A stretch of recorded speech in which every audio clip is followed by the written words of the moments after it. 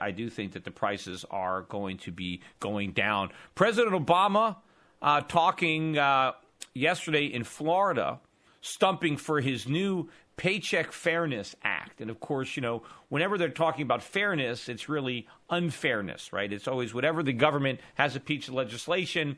If you want to know what the intent is or the effect of the legislation, just take the name, figure out what the opposite of that name is, and that is what, in fact, is going to happen. Of course, this Paycheck Fairness is all about forcing employers to treat women in a way that the president thinks is fair. Of course, if you force somebody to do anything, by definition, it's not fair.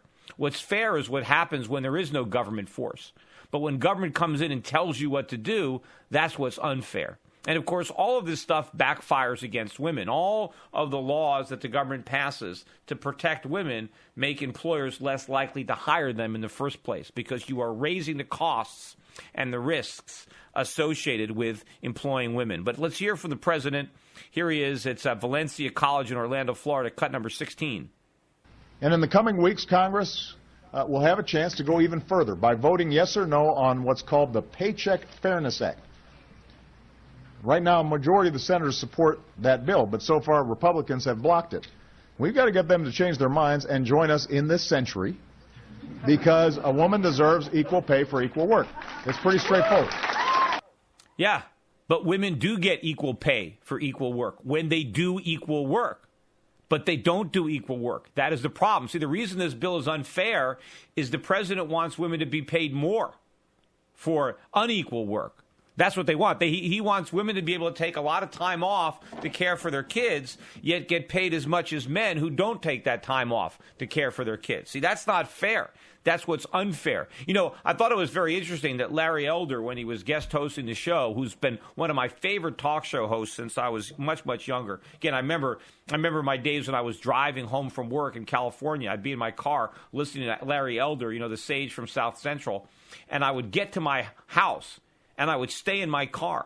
I wouldn't even get out of my car and go upstairs because I wanted to listen to what Larry Elder had to say. And I'd sit there in the parking lot listening to Larry Elder. So he's a great guy. And he made a point when he was hosting my show, you know, that the president loves to talk about this fictitious 79 cents on the dollar that women earn relative to men. But he pointed out correctly that in Hollywood, the pay gap is much bigger, that female actresses earn maybe 29 cents on the dollar compared to men. Where is the president protesting that? Protesting the fact that there's a huge pay gap. Why doesn't he demand equal pay for equal work for actresses?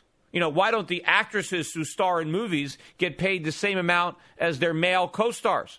In fact, look at the roles in Washington, in Hollywood.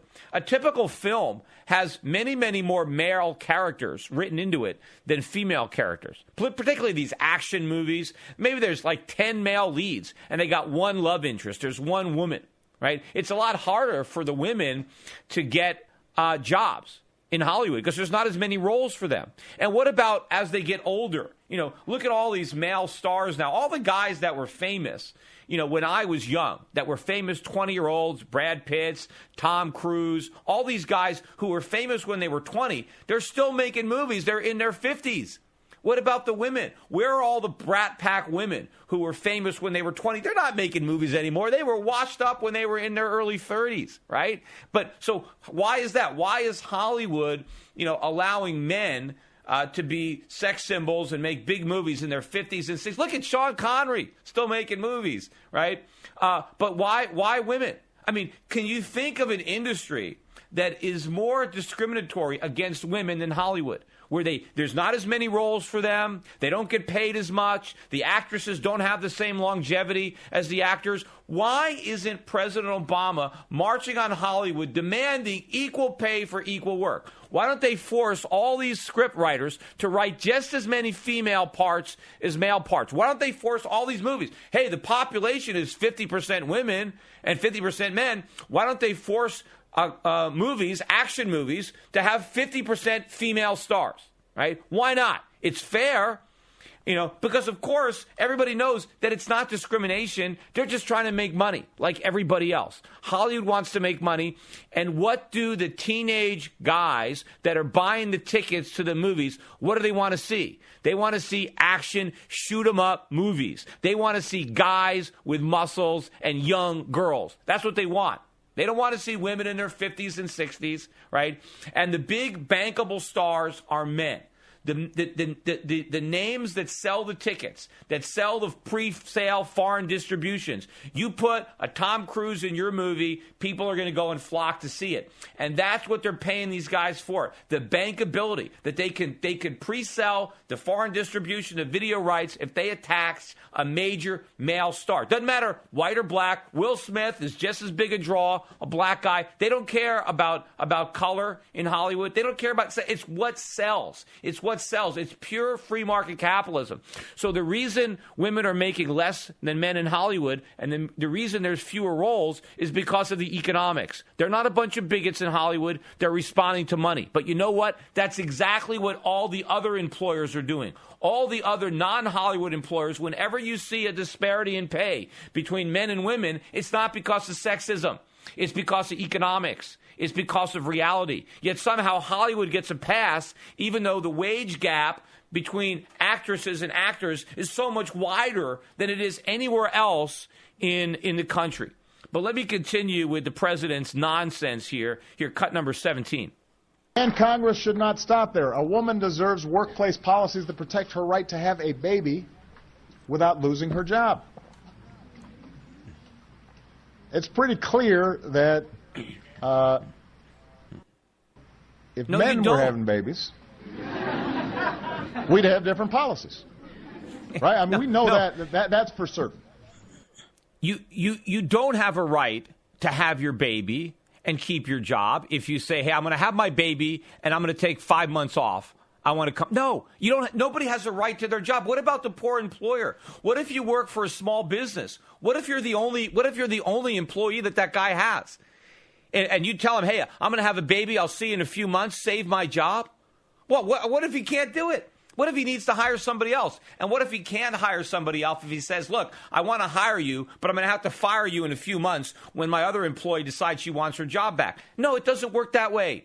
You don't own your job. Your boss creates that job. You just can't dictate to your employer the terms of your employment. Hey, I know you just hired me and I know you need me, but I've decided I want to have a baby, so, I'm going to be back in 6 months. See you then. You can't do that. People don't create jobs as a social experiment, right? They don't create jobs as a charity. A business has a need. They hire an employee who can fill that need. If they can't fill that need for whatever reason, including having a baby, then they hire somebody else. You don't have a right to that job. Here's the last cut, I think, from this speech, cut number 18. Deserves to take a day off to care for a sick child or a parent without running into hardship. So Congress needs to act so that Americans join every other advanced nation on earth by offering paid leave to folks who work hard every day. It's time to do away with some of these workplace policies that belong in a Mad Men episode. We've got to make sure that every woman has the opportunities that she deserves. Because when women succeed, America succeeds. I truly believe that. And Yeah, women had a lot more opportunities before the government started helping them. What about the fact that women now no longer have the choice to stay at home with their kids because their husbands are being taxed to death to pay for the big government programs that Obama supports? So now they're forced to work even though they don't want to. But who says that women can't take a day off to take care of a sick kid? Of course they can. I got plenty of women working for me. They call in. Sometimes they don't show up. I don't fire them. If you've got a good employee and they have a valid reason why they're not going to come in. You're going to let them go for a day. Every employers do this. Employers, want to keep their best employees. They know that from time to time, personal circumstances are going to interfere with their jobs and they have to make allowances for that. We don't need the government to force that to happen. Businesses, that happens on its own. Employers do this on its own. But if you have the government saying, we're going to force employers to provide paid leave, well, what if employees don't want the paid leave? Now they have to take it anyway. I mean, it's always a process. It's a negotiation. If you're an employee and you want a big leave, and you want to be paid when you're on vacation, okay, well, maybe you'll get that, but you're going to get a lower pay throughout the year. You know, your boss is going to have to evaluate the terms of employment, and you're going to come up with terms that make sense. But when the government comes in and says, no, you have to have this leave whether you want it or not, now your employer is going to have to reduce your wages whether you want it or not, because now he's forced to pay you in a leave instead of a bigger paycheck, which might be something that you would prefer. See, the government doesn't get you any more money. They just change the character under which you're paid. They change the terms. So you get something you don't want, but in exchange you lose something that you do want. But all of this is good politics. You hear all those women cheering, yeah, Obama, go Obama, right? You know, this is what it's all about. It's all about saying something that sounds good so you can appease the crowd, appease the masses, and you can get votes and you can win. Even though the people you're promising to help don't understand that they're being hurt by those very policies because they can't connect the dots. They don't understand the unintended consequences of all this government meddling that sounds good on paper but works horribly in reality. We got a break. We got full board.